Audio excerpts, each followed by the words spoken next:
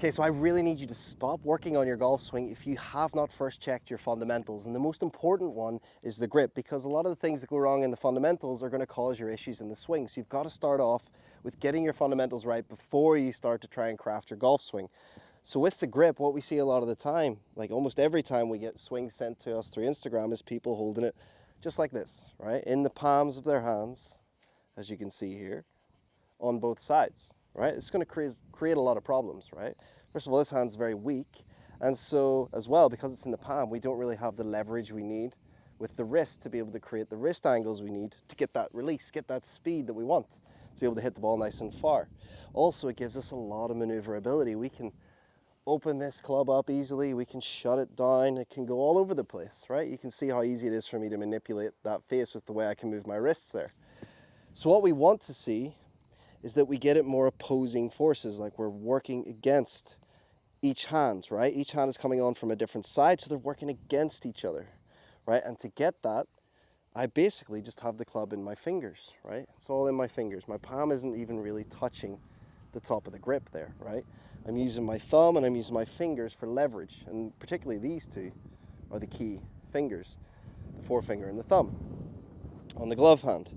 And that gets us in a stronger position, right? But it also allows me to have so much more flexibility and maneuverability in the wrist.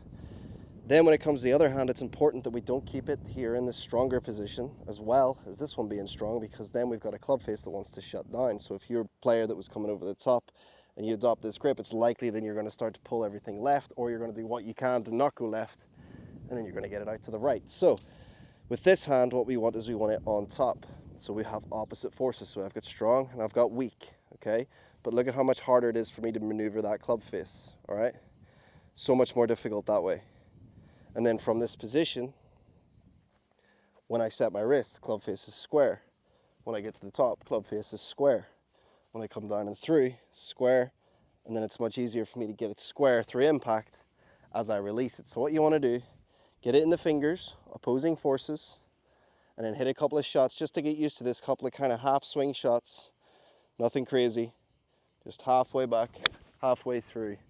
And just practice getting used to that grip. It's going to take some time, so you're going to have to burn through quite a few, maybe a basket of balls just to get used to it. Doesn't really matter what happens to those balls, but once you get used to it, then you're ready to move on to the next thing, which is going to be the setup posture, and I'll post a video on that very soon.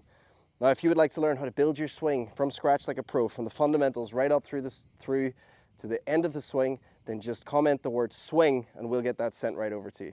Cheers.